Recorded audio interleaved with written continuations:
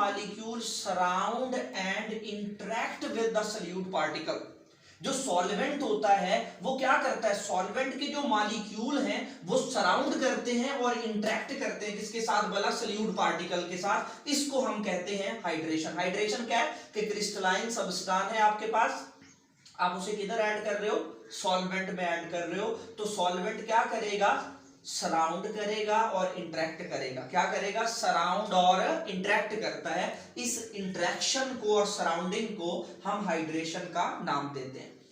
Solvent क्या करते हैं, solvent molecule start attaching themselves to the latest. जो क्रिस्टलाइन सब्सटेंस आप डाल रहे हो, हमें पता है जो क्रिस्टलाइन सब्सटेंसेस होते हैं उनमें क्रिस्टल लेटेस होती है, और उस लेटेस के साथ कौन अटैच होना चाह रहा है, वो सॉल्वेंट के मॉलिक्यूल अपने आप को क्या कर रहे हैं, भला लेटेस के साथ अटैच करना चाह रहे हैं। और क्या होता है, एनर्जी ऑफ सॉल्वेशन हमेशा क्या होती है, रिलीज होती है। क्या होती है भला, रिलीज। जब सॉल्वेंट और सल्यूट के पार्टिकल में अट्रैक्शन, न्यू अट्रैक्शन एस्टेब्लिश हो रही है, तो उस वक्त क्या होता है, एनर्जी रिलीज हो रही होती है।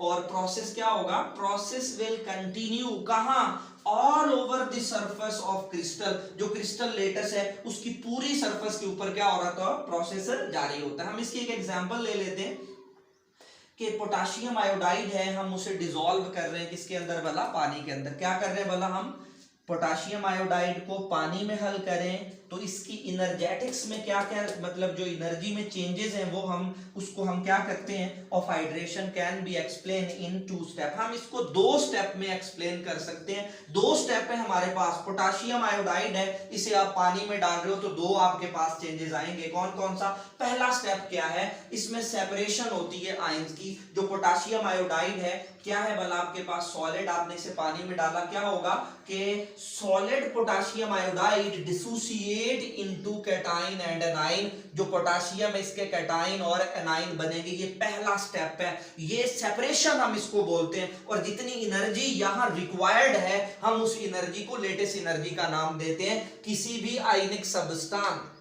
कैटाइन एनाइन को अगर आपने डिटैच करना है तब जितनी भी एनर्जी रिक्वायर्ड होती है उस एनर्जी को हम लेटेस्ट एनर्जी का जो है वो नाम देते हैं। या 1 मोल आयनिक सब्सटेंस जो है वो क्रिस्टल डेवलप होती है, बनती है, तो जितनी एनर्जी रिलीज होती है उसको भी हम क्या बोला, लेटेस्ट एनर्जी का नाम देते हैं। तो यहाँ पे आपके पास आयनिक सब्सटेंस है, आपने कैटाइन और एनाइन अपोजिट चार्जेस को दूर करना है, तो जितनी एनर्जी रिक्वायर्ड होगी उस रिक्वायर्ड एनर्जी को आप लेटेस्ट एनर्जी का नाम देते हो। क्योंकि एनर्जी हमें चाहिए, एनर्जी रिक्वायर्ड है, इसलिए ये वाला स्टेप क्या कहलाएगा वाला, ये एंडोथर्मिक कहलाएगा। जहां एनर्जी जज़ब होती है उस प्रोसेस को, उस स्टेप को हम क्या कहते हैं वाला, एंडोथर्मिक का नाम देते हैं।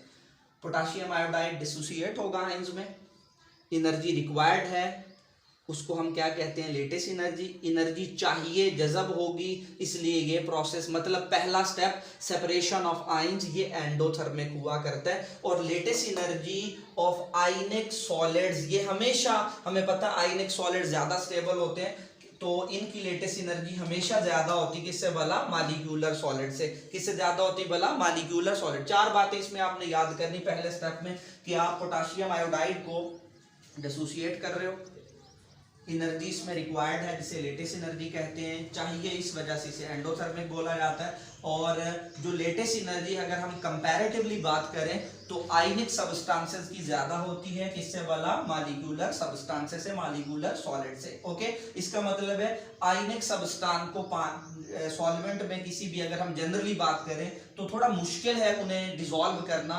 उनको डिसॉल्व करना मुश्किल है। और जो मॉलिक्यूलर सब्सटेंसेस हैं उनको आपस में डिसॉल्व करना, एक दूसरे में मॉलिक्यूलर को मॉलिक्यूलर में, वो थोड़ा क्या होता है, इजी होता है।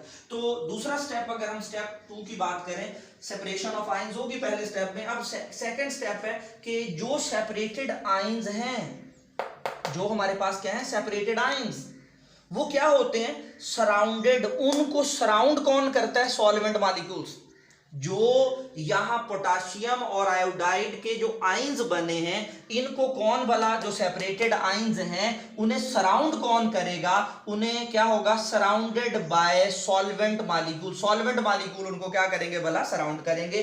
क्योंकि यहां पे अट्रैक्शन, न्यू अट्रैक्शन डेवलप हो रही है तो एनर्जी क्या होगी, रिलीज्ड। और जहां एनर्जी रिलीज हुआ करती है हम उसे एक्सोथर्मिक प्रोसेस, एक्सोथर्मिक रिएक्शन का नाम देते हैं। मतलब जब आयंस बनेंगे तो एंडोथर्मिक है, और जब उन्हें सॉल्वेंट सराउंड करेगा, इंटरेक्ट करेगा उनके साथ, मतलब सॉल्वेशन का प्रोसेस होगा, उस वक्त एनर्जी रिलीज होने की वजह से एक्सोथर्मिक है।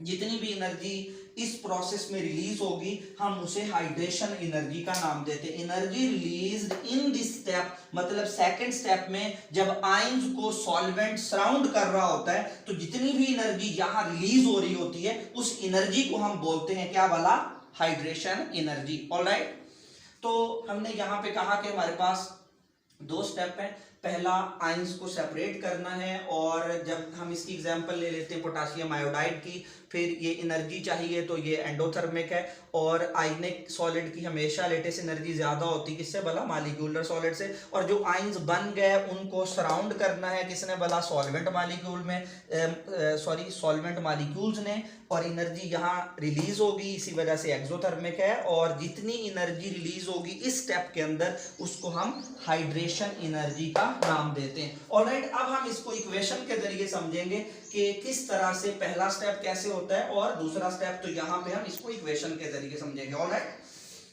Let's see. गो। पहले स्टेप में क्या होता है कि आपके पास पोटेशियम आयोडाइड सॉलिड है। आप जैसे ही इसमें सम नंबर ऑफ मॉलिक्यूल वाटर के जो है वो ऐड करते हो तो ये कैटाइन और एनाइन में जो फोर्सेस ऑफ अट्रैक्शन है इन्हें डिटैच करने के लिए पानी क्या करता है भला, जोर लगाता है और इनको अलग करता है। यहाँ पे ये कैटाइन अब अलग हो गया और ये एनाइन अलग हो गया, एक्वस आयंस बन चुके पोटेशियम और आयोडाइड के। इसको हमने कहा था फर्स्ट स्टेप क्या वाला, सेपरेशन ऑफ आयंस। तो पहले स्टेप में आयंस क्या हो चुके हैं भला, सेपरेट हो चुके हैं। तो ये हमारे पास ये पॉजिटिव आयन को मैंने यहां लिखा है। अब क्या होगा कि वाटर, ये हमें पता है जो ऑक्सीजन है इसके ऊपर पार्शियल नेगेटिव चार्ज है, being more electronegative as compared to hydrogen. तो ये क्या करेगा, ये यहाँ पे इसके साथ इंटरेक्ट करता है, यहाँ पे ये वाला ऑक्सीजन इसके साथ इंटरेक्ट करता है, ये इसके साथ इंटरेक्ट करता है, और ये मतलब इसको वाटर जो कि सॉल्वेंट है उसने क्या कर लिया, सराउंड भी कर लिया और इंटरेक्ट भी कर लिया। ये इसके मॉलिक्यूल का इसके इर्द गिर्द तो मौजूद होना, ये सराउंडिंग है, और ये इसके साथ यहाँ पे जो अट्रैक्शन एसोसिएशन शो करना है इसको क्या भला कहते हैं, इंटरेक्ट करना हम बोलते हैं। सिमिलरली जो पहला आयन है इसको सॉल्वेंट ने क्या किया, सराउंड एंड इंटरेक्ट। और यहां पे क्या होगा कि ये जो हमारे पास हाइड्रोजन है वाटर का, ये आयोडीन के साथ, ये आयोडाइड आयन के साथ ये क्या करते हैं भला, इंटरेक्ट करते हैं। और हमें पता है जब भी कोई न्यू अट्रैक्शन डेवलप होती है तो वहां एनर्जी क्या होती है भला, रिलीज होती है। तो इसका मतलब है जब ये हमारे पास पोटेशियम को सॉल्वेंट इंटरेक्ट कर रहे होंगे, सराउंड कर रहे होंगे, या आयोडाइड को इंटरेक्ट और सराउंड कर रहे होंगे, तो इन दोनों प्रोसेस में एनर्जी क्या होगी भला, रिलीज होगी। ऑलराइट, गो। अब हम पीरियोडिक टेबल में इसका बिहेवियर देखेंगे कि जो लेटेस्ट जो हमारे पास हाइड्रेशन एनर्जी है, ये साइज और लेटेस्ट एनर्जी का आपस में क्या रिलेशन है।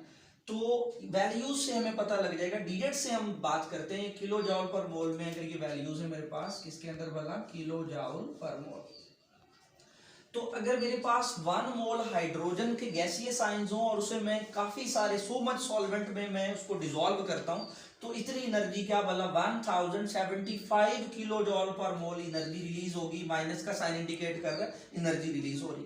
लेकिन जैसे इससे bigger size cation, lithium cation की मैं बात करता हूं, तो यहां पे जो हाइड्रेशन एनर्जी है वो क्या हो चुकी है, कम हो चुकी है। अगर मैं उससे भी बड़े कैटाइन की बात करता हूं, सोडियम की, तो क्या हुआ है भला, और लेटेस्ट जो हमारे पास हाइड्रेशन एनर्जी है, सॉरी, वो क्या हो रही है भला, डिक्रीज होती चली जा रही है। मतलब साइज जैसे बढ़ेगा तो हमारे पास हाइड्रेशन एनर्जी में क्या हो जाएगी भला, कमी आ जाएगी। तो रूल एक आपने याद रखना है, smaller the size of cation और anion, higher the hydration energy. जो जितना साइज जिसका जितना कम है और उसकी हाइड्रेशन एनर्जी उतनी क्या होती है भला, ज्यादा होती चली जाती है। तो क्या होगा, टॉप टू बॉटम ग्रुप में अगर हम बात करें तो हमें पता है साइज बढ़ रहा है तो हाइड्रेशन एनर्जी क्या होती जाएगी भला, वो डिक्रीज करती चली जाएगी। और लेफ्ट टू राइट हमें पता है कि जो नंबर ऑफ शेल्स हैं वो सेम रहते हैं और एटॉमिक नंबर 1 by 1 बढ़ता चला जाता है।